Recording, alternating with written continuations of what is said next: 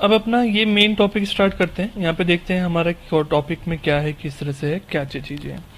देखो मैं यहाँ पे जो स्टडी करने वाला हूँ ना, वो मेन बात क्या है, कवर क्या करने वाला हूँ, communication of offer and acceptance.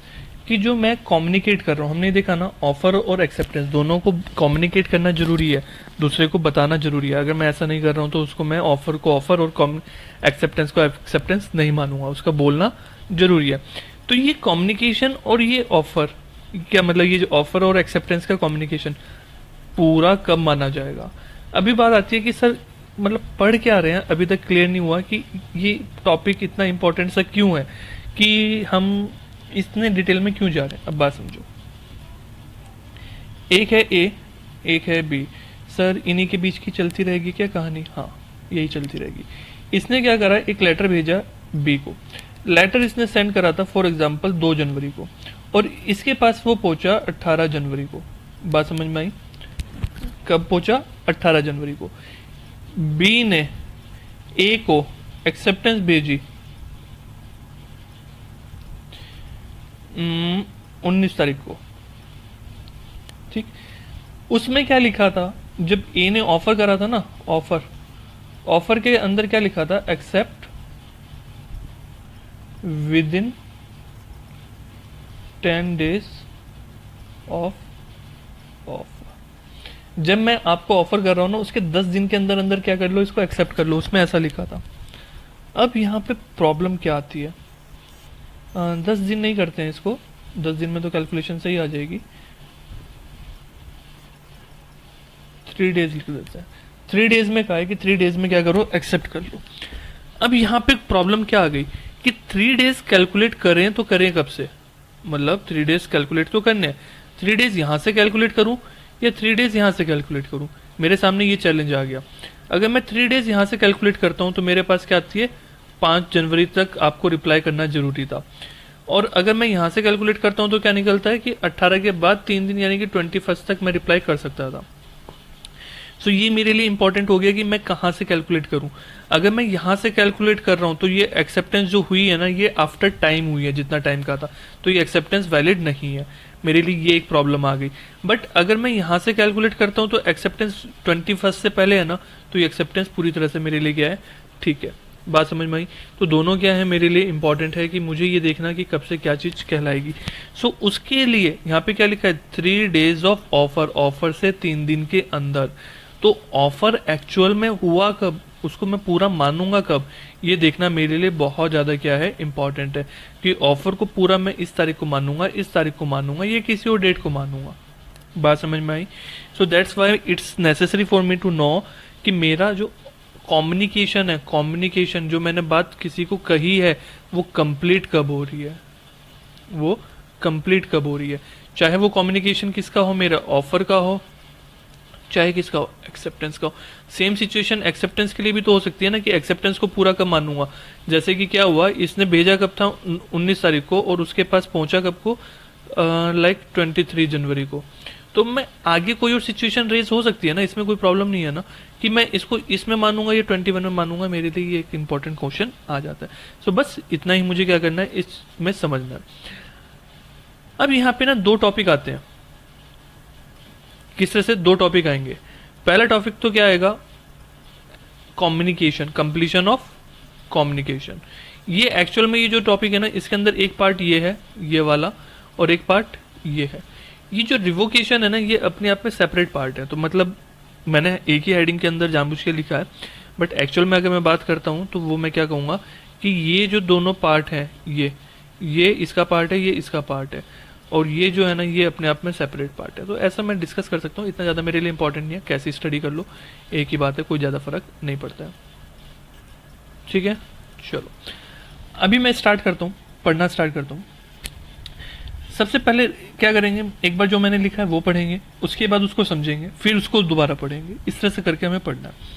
पहले मैं पढ़ रहा हूँ कि मेरा ऑफर जो है, ऑफर ये कंप्लीट, इसका कम्युनिकेशन, कम्युनिकेशन कंप्लीशन कब माना जाएगा, इसका कम्युनिकेशन को कब माना जाएगा कि पूरा हो गया है। व्हेन बी रीड्स, जब बी क्या करता है, उसको पढ़ लेता है। इस केस में मैं क्या बात कर रहा हूँ, यहाँ पे क्या है, ए ने भेजा कब को, 1 तारीख को, मतलब 2 जनवरी को भेजा। बी ने पढ़ा कब, 18 तारीख को। तो कंप्लीट कब माना जाएगा, 18 तारीख को। ठीक है, क्या माना जाएगा, कंप्लीट कब हुआ मेरा ऑफर, 18 तारीख को हुआ। अब 18 से 3 दिन कैलकुलेट करूंगा, 18 + 3, मैं कहूँगा 21 जनवरी तक आप क्या कर सकते हो, इसको एक्सेप्ट कर सकते हो, कोई प्रॉब्लम नहीं है। तो आपने 19/1 तक कर लिया ना, तो ओके है, एक्सेप्टेंस पूरी तरह से क्या है, वैलिड है। बात क्लियर हुई, समझ में आया। सो मुझे क्या देखना है, ऑफर के केस में क्या देखना है, सामने वाले ने जब उसको पढ़ लिया तब उसको ऑफर को पूरा कहा जाएगा कि ऑफर क्या हो गया, कंप्लीट हो गया। डन, इतना क्लियर है पूरी तरह से। चलो अभी क्या करते हैं, एक और केस लेते हैं, एक और तरीके से समझते हैं। अब क्या हुआ, जो ए था और एक कौन था, बी था, इसने इसको क्या करा, लेटर सेंड करा। ए ने लेटर सेंड करा 2 जनवरी को, ठीक है। इसके पास पहुंच गया, रीच्ड, इसके पास पहुंच गया लाइक 20 जनवरी को, ठीक है। फिर इसको पता चल गया, इसकी क्या आ गया, नॉलेज में आ गया। लाइक इसके पास कोई जो रिसेप्शनिस्ट होगी या जो पीए होगा, पर्सनल असिस्टेंट होगा, ये जिसने भी इसको बता दिया, बी को कब बता दिया, 22 तारीख को बता दिया कि ऐसे ऐसे ना ए के पास से एक लेटर आया जिसमें एक्स जो भी है वो ऑफर है। और बी ने उसको खुद स्टडी करा, खुद रीड करा 25 तारीख को। अब ऑफर कब कंप्लीट माना जाएगा, ये मेरे लिए क्या हो गया, इंपॉर्टेंट पॉइंट आ गया कि ऑफर कब कंप्लीट माना जाएगा। जब ए ने भेजा तब, जब उसके पास पहुंचा तब, जब उसकी नॉलेज में आया तब, या जब उसने रीड करा है तब। इसके यहाँ पे लिख लेना क्या, रीड करा इसने 25 तारीख को। तो मेरे लिए इंपॉर्टेंट है। इतना तो मुझे क्लियर है कि भाई इस तारीख में तो नहीं है, क्योंकि हमने देखा ना अभी कि जब बी के पास पहुंच जाएगा तब। बट बी के पास पहुंचने से मतलब यहाँ पे मेरे पास 3 सिचुएशंस आ रही हैं, रीच, नॉलेज और रीड। बात क्लियर हुई। तो मुझे ये देखना रहेगा कि एक्चुअल में मुझे कौन सा यहाँ पे क्या करना है, एक्सेप्ट कर माना जाएगा। तो मैं इसके ऊपर लिख देता हूँ, ये क्या है, इस टाइप में रीड करा है। चलो एक बार अपने नोट पे वापस आते हैं। यहाँ पे क्या लिखा है, when comes to the knowledge of the person to whom it is made, him नहीं है, ये हुम है, ठीक है ना। जब ये उस पर्सन की नॉलेज में आ जाएगा जिस पर्सन को आपने क्या करा है, ये भेजा है, यानी कि जब बी को मिल जाएगा। अब मैंने यहाँ पे सिंपल रेड जो है बिल्कुल सिंपल है, एक विदाउट एनी कॉम्प्लिकेशन, कि जब बी ने पढ़ लिया तब। बट जब डिटेल में जाऊंगा तो मेरा एक्चुअल में क्या है, when comes to the knowledge, जब उसको पता चल गया, भले ही उसने पढ़ा या नहीं पढ़ा उस तारीख को, डजेंट मैटर। बात समझ में आई पूरी तरह से। देखो यहाँ पे पूरा टेक्सचुअल उसमें रीड करूं एक बार।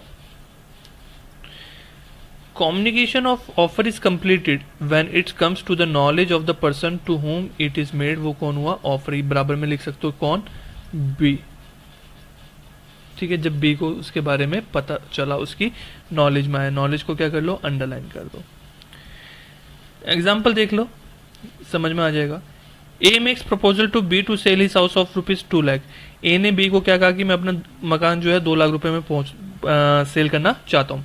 The letter is posted on 10 March. This letter reach to the B on 12 मार्च।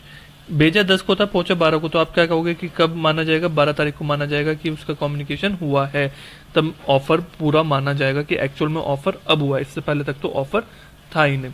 अभी भी पता है क्या, ये तो लॉजिक जो मैंने समझाया था, समझ में आया था ना कि आपको एक्सेप्टेंस कब तक देना है, उसका कैलकुलेशन के लिए मेरे लिए इंपॉर्टेंट है। बट उसके अलावा भी बहुत सारी चीज़ें हैं जिसके लिए मेरे लिए ये डेट्स निकालना इंपॉर्टेंट है, ये पता करना इंपॉर्टेंट है ऑफर पूरा कब हुआ, वो अभी समझेंगे। Now if B receive letters on 12 March but he reads it on 15 March, in this case offer is communicated on 15 March not 12 March. क्योंकि यहाँ पे नॉलेज की डेट अलग नहीं है ना, कम्स टू द नॉलेज जैसा ऐसा अलग कुछ नहीं है ना। पहुंचा उसके पास 12 था, बट उसने पढ़ा कब, 15 को। तो उसकी नॉलेज में भी तो 15 को ही आया ना, उसकी नॉलेज में भी क्या आया, 15 को आया। जो आपके पास क्वेश्चंस आते हैं ना, देखो सीएमए लेवल की अगर बात करता हूँ तो इतना ज़्यादा कॉम्प्लिकेटेड कभी कभी आता है, एमसीक्यू में आ जाता है। बट अगर सीए की उसमें बात करता हूँ तो वो नॉलेज और रीड के बीच में डिफरेंस बहुत रेयर करते हैं, मतलब आई एम नॉट श्योर कि शायद ही कभी आया भी हो, तो पता नहीं, कभी मुझे नहीं लगता कि आया है, ऐसा मुझे ध्यान नहीं पड़ता है। तो नॉलेज और रीडिंग, उनके बीच में डिफरेंस बहुत रेयर करते हैं। बट जब मैं आपको पढ़ा रहा हूँ, आपको कुछ एक्स्ट्रा एफर्ट देने नहीं है, तो क्या कोई दिक्कत है उसको प्रॉपरली पूरा पढ़ने में? नहीं है ना दिक्कत, तो प्रॉपरली पढ़ो ना। तो प्रॉपरली पढ़ने में क्या है, when it's comes to the knowledge of the person. So यहाँ पे मुझे क्या कहूँगा कि कब माना जाएगा वो पूरा हो गया, ये ऑफर कंप्लीट हुआ है कब, जब नॉलेज में आ गया तब। तो यहाँ पे क्या हुआ है, कंप्लीट। डन हुआ, पूरी तरह से क्लियर हुआ। चलो इस वाले चार्ट को बना लो, मतलब इसमें एक यहाँ पे लिखना होगा तो लिख लेना, लेटर सेंट।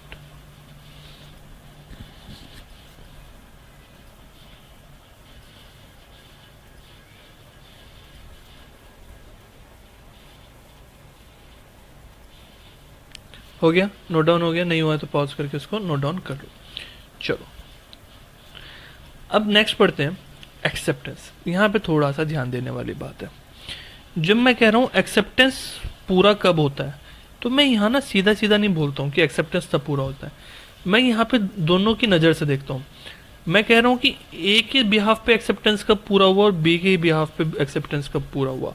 मतलब यहाँ पे ए की नज़र से एक्सेप्टेंस किसी और तारीख को पूरा हो रहा होगा और बी की नज़र से एक्सेप्टेंस किसी और तारीख को पूरा हो रहा होगा। ऐसी कोई भी सिचुएशन मेरे ऑफर के अंदर नहीं थी। ऑफर में तो सीधा सीधा है कि भाई जब बी की नॉलेज में आ गया तब वो क्या हुआ, पूरा हुआ। बट जब मैं यहाँ पे पढ़ रहा हूँ तो यहाँ पे सिचुएशंस अलग अलग है। ए की नज़र से वो पूरा कब होगा, व्हेन बी सेंड्स, जब बी उसको क्या करता है, भेज देता है। और बी की नज़र से कब होगा, व्हेन ए रीड्स, जब ए उसको पढ़ लेता है। सर हाँ जी, आप ही बता दो, हमें कुछ समझ में नहीं आया। हाँ जी, हम ही बता देते हैं आपको। देखो, एक था ए, एक था बी, ए ने बी को किया ऑफर। क्या किया, ऑफर। बी ने ए को क्या दिया, एक्सेप्टेंस। बी ने जो ये लेटर है ये भेजा कब को, तारीख कुछ भी लिख लें, फॉर एग्जांपल 15 फरवरी को। अब पिछले से कोई रिलेशन नहीं, सेपरेट है, कहीं पिछले की डेट्स निकालो, इतना नहीं, मैं कंबाइन नहीं कर रहा हूँ। इसने क्या करा, इस तारीख को सेंड कर दिया, लेटर क्या कर दिया, सेंड कर दिया। अब जब ए ने इसको क्या करा, रीड, कब किया रीड, इसने किया रीड 20 फरवरी को। बात समझ में आई? ए ने किया ऑफर, बी ने किया एक्सेप्ट, भेजा 15 को, पहुंचा कब को, 20 तारीख को।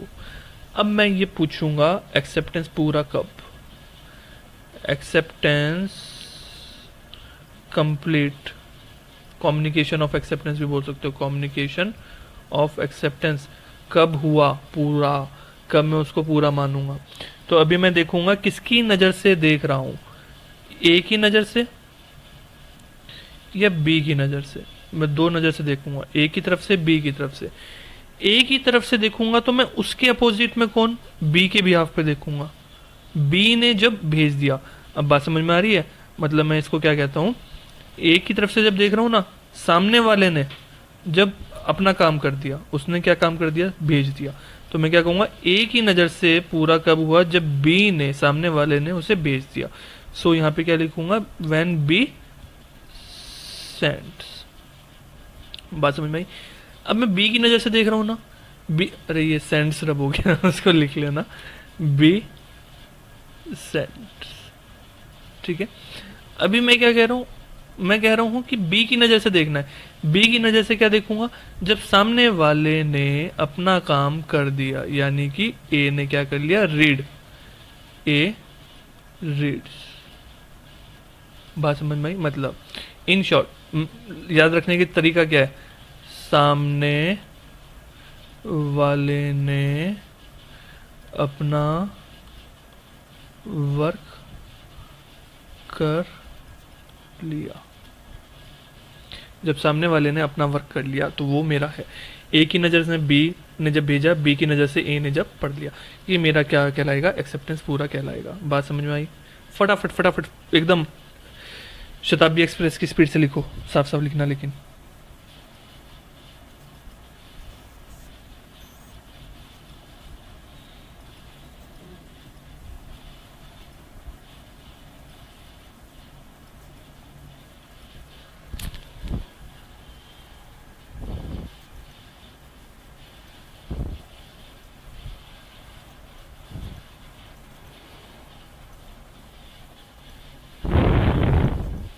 लिख लिया? सर इतनी जल्दी तो ना लिखा जाता है, थोड़ा सा तो टाइम दो ना। क्यों नहीं लिखा जाता, मुझे नहीं पता, इतना जल्दी लिखो। बट ध्यान रहे बिल्कुल, जब मैं समझा रहा हूँ तब लिखना नहीं है कभी भी, ठीक है? आपको मैं टाइम कम इसलिए देता हूँ क्योंकि वीडियो का ऑप्शन है आपके पास, फेस टू फेस में नहीं, तो टाइम सेव करता हूँ कि वीडियो की लेंथ फालतू में इंक्रीज करके कोई फ़ायदा नहीं है ना, डेटा वगैरह। मतलब ठीक है, अपनी स्पीड से उसको लिख सकते हो। पता चला मैं यहाँ पे वेट कर रहा हूँ 5 मिनट और आपने 2 मिनट में लिख दिया तो 3 मिनट आपके बेकार हो गए। सो दैट्स वाई उसको पॉज करने का फीचर है, तो इसलिए आप उसको लिख के कर लिया करो। चलो अभी तो इतनी देर में लिख भी लिया होगा। वापस आते हैं जो हमने पढ़ा था, उसमें क्या है? अगेंस्ट द प्रपोजर, एक ही नज़र से क्या? When it is put into the course of transmission. मतलब कोर्स ऑफ ट्रांसमिशन का मतलब जब ट्रांसमिशन में भेज दिया, मतलब जब आपने उसको डिलीवर कर दिया, ट्रांसमिट कर दिया, जैसे उसको लेटर को क्या कर दिया, पोस्ट कर दिया, ईमेल को सेंड बटन दबा दिया, व्हाट्सएप में सेंड बटन दबा दिया। सो इस तरह के मतलब जो भी आप जिस मेथड से भी सेंड कर रहे हो उस आपने क्या कर दिया, सेंड कर दिया। So as to be out of the power of the acceptor to withdraw the same. जब यहाँ पे एक लाइन इंपॉर्टेंट है, इसके ऊपर ऐसे कोई बहुत ज़्यादा वो डिटेल में टॉपिक नहीं आता, केस स्टडी नहीं आती है कुछ। When it is out of the power of the acceptor to withdraw the same, अभी वो भेजने वाले की यानी कि बी की पावर से निकल गया है कि वो उसको वापस बुला सके। मतलब इसमें अगर मैं डिटेल में जाऊं तो पता है क्या, बी ने लेटर कोरियर करा, ठीक है? लेटर कोरियर करने के लिए अपने एक एम्प्लॉय को कहा कि ठीक है इसको जाके क्या करो, आप कोरियर कंपनी को दे आओ। जब वो कोरियर कंपनी को उसने दे दिया और कोरियर कंपनी ने क्या कर दिया, डिस्पैच कर दिया, अभी वो कुछ नहीं कर सकता, अभी तो निकल गया। अब वो वापस बुलाना उसके लिए रास्ते में मुश्किल हो गया। सो तब जाके वो कहा जाएगा कि बी ने भेजा है, तब प्रॉपर बोलूंगा मैं क्या कि अब एक्सेप्टेंस पूरा हुआ। तो जब तक वो एम्प्लॉय के हाथ में है ना, अभी तो एम्प्लॉय को तो क्या है, मैं कॉल करूंगा एम्प्लॉय रुक जाएगा, कोरियर नहीं करेगा। सो इस केस में अगर कोई सिचुएशन ऐसी है तो मैं क्या कहूँगा, अभी तक भी एक्सेप्टेंस नहीं हुआ था। बात समझ में आई? क्योंकि यहाँ पे ना क्या है, अगर इस केस को ऐसे ना लिखें तो दिक्कत हो जाएगी। क्या प्रॉब्लम आएगी, प्रैक्टिकली सोच के देखो ना। मैं क्या करूँगा, अगर मुझे अब चाल मतलब क्या कहते हैं, चाल चलनी है इन द सेंस मुझे कुछ नुकसान करना है, आपके साथ धोखा करना है, कुछ करना है, तो मैं क्या करूँगा, एक्सेप्टेंस दिखाने के लिए, हाँ मैंने तो एक्सेप्ट कर लिया था, मैं अपने एम्प्लॉय को कहूँगा भाई एक काम करो ये पकड़ो, उसने पकड़ा, मैंने कहा चलो मेरी तरफ से चला गया ना, एक्सेप्टेंस पूरा हो गया, मैंने कहा वापस दो, पहुंचाना नहीं सामने वाले को, और सामने वाले तक पहुंचा नहीं, उसे पता चला नहीं, उसने कहा कि भाई रिजेक्ट कर दिया होगा इसलिए कुछ मुझे बताया नहीं, और कल को उसने डिलीवरी नहीं करी, और मैंने क्या करा, उसके अगेंस्ट में कोर्ट में केस कर दिया कि इसने डिलीवरी नहीं करी। अब कोर्ट मुझसे पूछने लगा, कहने लगे कि भाई तुमने उसको एक्सेप्टेंस भेजा ही कहा था। मैंने कहा मैंने भेजा था एक्सेप्टेंस, एक्सेप्टेंस में क्या लिखा था, जब आप डिलीवर कर दोगे, तो डिलीवर तो मैंने कर दिया था ना, मैंने उसको दे दिया था एम्प्लॉय को। अब वो बात अलग है, उसके बाद क्या हुआ, एम्प्लॉय ने मुझे ही ला के वापस दे दिया था। तो यहाँ पे लॉ के साथ गलत ना करे जाए, उसको गलत इंटरप्रेट ना करे, इसलिए लॉ ने पहले ही पूरा का पूरा उसको क्लियर कर दिया। उन्होंने कहा ऐसी सिचुएशन में को माना जाएगा जब आप उसको अपने पास वापस नहीं मंगा सकते हो, तब एक्सेप्टेंस पूरा माना जाएगा। इतना डिटेल में वैसे मुझे नहीं जाने की रिक्वायरमेंट है, मतलब जाना नहीं है उसमें, ठीक। बट मेरे यहाँ पे ये line important, when it is put into the course of the transmission, मतलब जब उसको भेज देते हैं। यहाँ पे तो मैंने सिंपल लिखा है ना, व्हेन बी सेंड्स, उसका एक्चुअल में है क्या मतलब, when it is put into the course of transmission. बात समझ में आई, क्लियर? अभी बी की नज़र से देखता हूँ, यहाँ पे क्या है, सेम यही वाली लाइन है, ये वाली लाइन है, when it comes to the knowledge of the proposer, जब उसकी नॉलेज में आ जाता है। मेरा एक्चुअल मतलब रीड से नहीं है, सिंपल समझो तो मैं रीड है, ये याद रखने के लिए ठीक है, बट लीगल लैंग्वेज में जाऊं तो क्या है, कम्स टू द नॉलेज। तो सेम सिचुएशन यहाँ पे रेज हो जाती है। अगर मैं ये कह रहा हूँ कि यहाँ पे जो उस पर्सन को मिला है ना, तो उसको रीच उसके पास पहुंचा था 18 को, उसने नॉलेज में आया उसकी कब को, 19 को, और उसने रीड करा कब को, 20 को। सो कब पूरा मानूंगा, 19 को मानूंगा, क्योंकि तब उसको क्या हो गया, नॉलेज में आ गया था। बात समझ में आई, पूरी क्लियर हुआ? सो ये मेरे लिए इंपॉर्टेंट है। सो मुझे तो देखो सिंपल से क्या रखना है, अब एक बार करेक्ट समझो। अगर मैं कह रहा हूँ कि ऑफर की बात कर रहा हूँ, किसकी बात कर रहा हूँ, ऑफर की, तो ऑफर तब होगा जब बी की नॉलेज में आ जाएगा, ठीक। एक्सेप्टेंस बी की नज़र से क्या है, जब ए की नॉलेज में आ जाएगा, और ए की नज़र से क्या है, जब बी उसको क्या कर देगा, put into the course of the transmission कर देगा। बात क्लियर। जब लेकिन मुझे फटाफट क्विक रिवीजन करना है, मुझे ऐसे ही कुछ समझना है, लाइटली समझना है, तो मैं क्या करूँगा याद रखने के लिए उसमें सिर्फ जितना रेड वाला पार्ट है ना उतना पढ़ लूँगा। फिर मैं क्या कहूँगा, सिर्फ इतने से भी मुझे समझ में आ रहा है ऑफर जब बी उसको रीड कर ले, एक्सेप्टेंस ए की नज़र से कब जब बी भेज दे, और बी की नज़र से कब जब ए पढ़ ले। ऐसा मैं उसको कह सकता हूँ सिंपल क्विक रिवीजन के लिए। तो कंप्लीशन ऑफ कम्युनिकेशन तो समझ में आया ना कि मेरा कम्युनिकेशन कंप्लीट कब होगा, कब जाके वो पूरी तरह से कंप्लीट होगा, ये बात क्लियर हुई। अभी लेकिन मेरे लिए अब नया वर्ड आता है रिवोकेशन। रिवोकेशन का मतलब होता है रिवोक कर लेना। रिवोक का मतलब होता है अपनी बात वापस कर लेना, मतलब अपनी बात से बदल जाना। इस सिचुएशन में मैं क्या कहूँगा, रिवोक का मतलब है ऑफर या एक्सेप्टेंस को क्या कर देना, कैंसिल करना।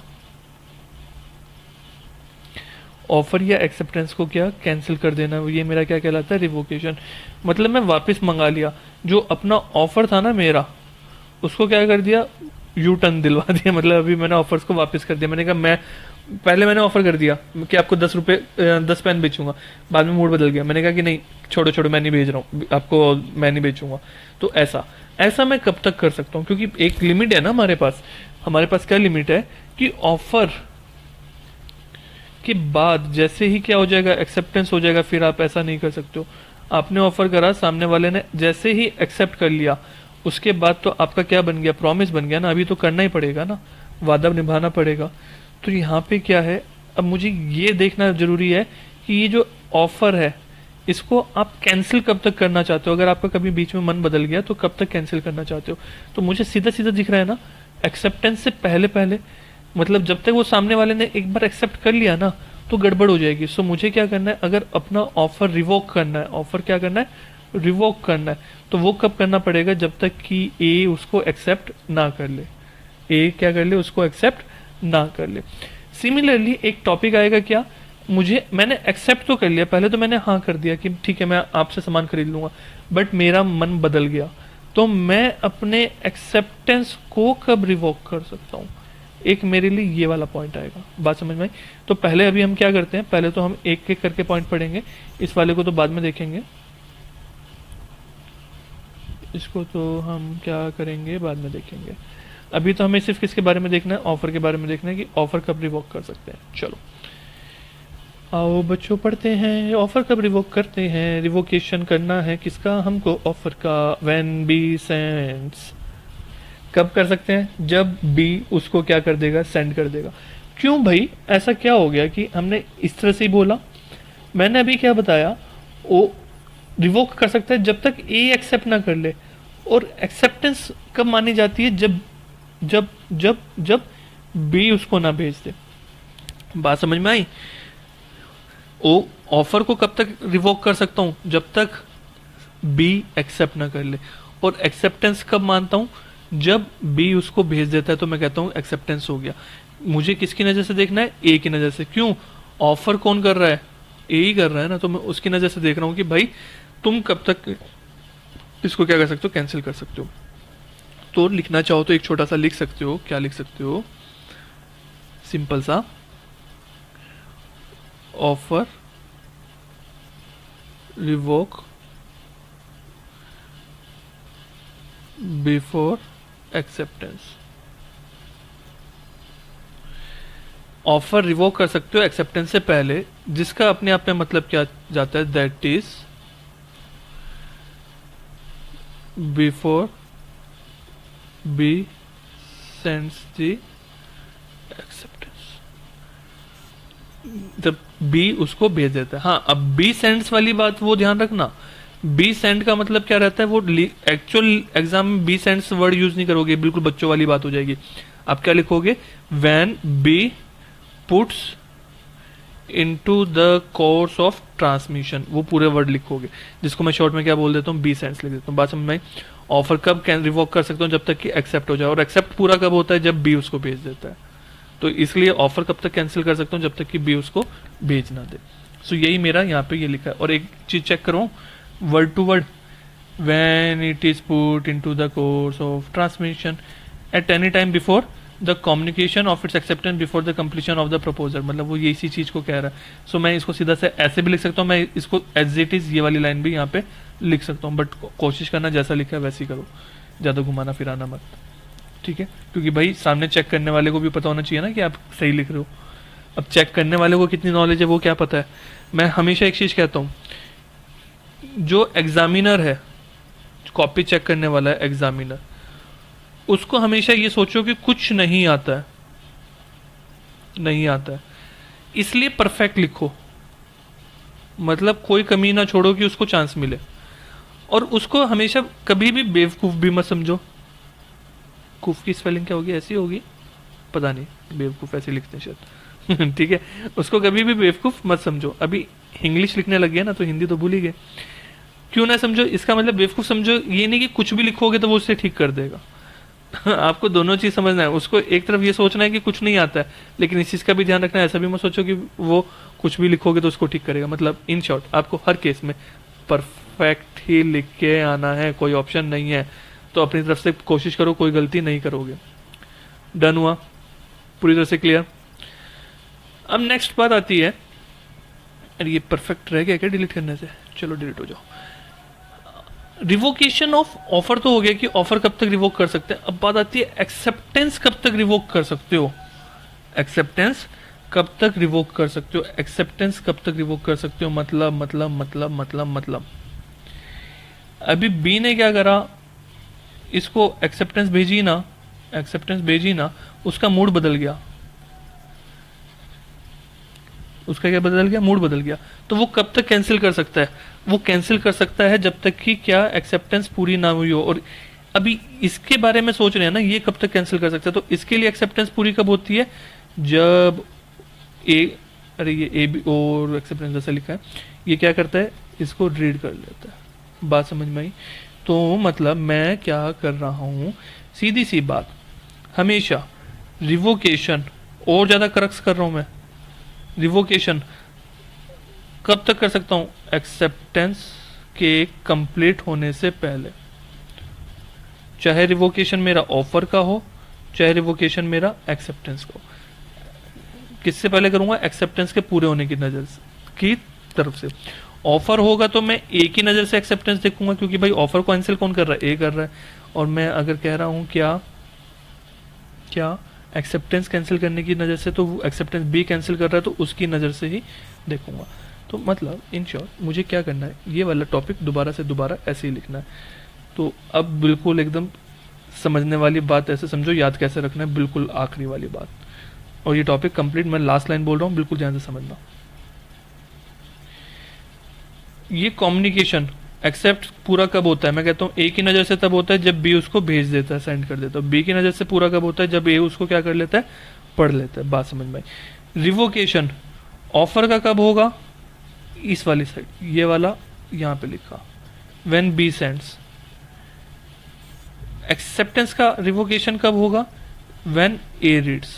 तो जैसे जैसे इस साइड ये लिखा है तो इस साइड भी मैंने ये लिखा है, इस साइड ये लिखा है तो मैंने इस साइड भी ये लिखा है। बात क्लियर हो रही है ना। तो ये साइड मतलब आप उसको समझ के उस तरह से कर सकते हो। बात क्लियर, कोई दिक्कत तो नहीं है। तो बस मुझे इतना याद रखना है कि कब कम्युनिकेशन पूरा हो रहा है और कब उसको मैं क्या कर सकता हूँ, रिजेक्ट कर सकता हूँ, रिवोकेट कर सकता हूँ। बस इतना ही, ये सब मुझे यहाँ पे नीचे लिखा है। अब सबसे इंपॉर्टेंट बात, अभी आपने पढ़ लिया, मैं पूरी तरह से आपको श्योरिटी दे सकता हूँ कि आपको पूरी तरह से तसल्ली नहीं हुई होगी, आपके माइंड में कन्फ्यूजन आया होगा, जो कि पूरी तरह से ऑब्वियस है। कोई दिक्कत नहीं है, माइंड में कन्फ्यूजन आना बनता है। आप क्या करोगे, इसको दोबारा से एक बार देखोगे, ठीक है। जितना अभी पढ़ा है ना, जितना मैंने लिखवाया उसको करोगे। आप क्या करो,